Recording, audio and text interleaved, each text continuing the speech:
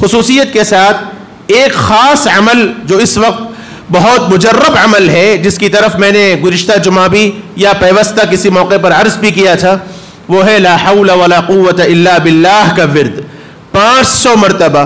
حضرت تھانوی رحمت اللہ علیہ کے زمانے میں ایک بل پاس کیا گیا تھا جو مسلمانوں کے بالکل خلاف تھا، اور اس موقع پر بہت سخت ہنگامے ہوئے، فسادات تک ہو گئے اور بہت احتجاج بھی کیا گیا اور جلد سے جلوس کیے گئے۔ حضرت تھانوی رحمت اللہ علیہ نے اس موقع پر اپنے سالکین کو فرمایا تھا کہ اس سے کچھ ہونے والا نہیں ہے، اللہ کی طرف رجوع کرو اور روزانہ میں معمولات کے اعتبار سے 500 مرتبہ لا حول ولا قوت الا باللہ کا عمل اپناؤ۔ اور حضرت کے سالکین نے یہ بات فرمائی ہے کہ مکمل طور پر 5 دن بھی نہیں گزرے تھے، 5 دن بھی نہیں گزرے تھے، حکومت نے وہ بل واپس لیا اور اس قانون کو ختم کر دیا۔ اس لیے اللہ کی ذات سے امید ہے اور ہمارا یقین ہے کہ کرنے والی ذات اللہ کی ہے، کائنات کا سارا نظام اللہ ہی کی مرضی سے چلتا ہے۔ یہ سب تو آزمائشیں ہیں اور مسلمان کبھی ان حالات سے پریشان نہیں ہوتا۔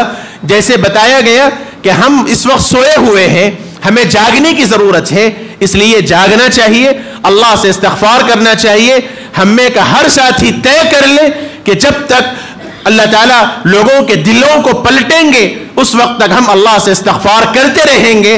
سچے پکے انداز سے اللہ کی طرف رجوع کیجئے۔ لا حول ولا قوت الا باللہ ہمارا ایمان ہے، ہمارا اعتقاد ہے، ہمارا یقین ہے کہ کوئی طاقت نہیں ہے۔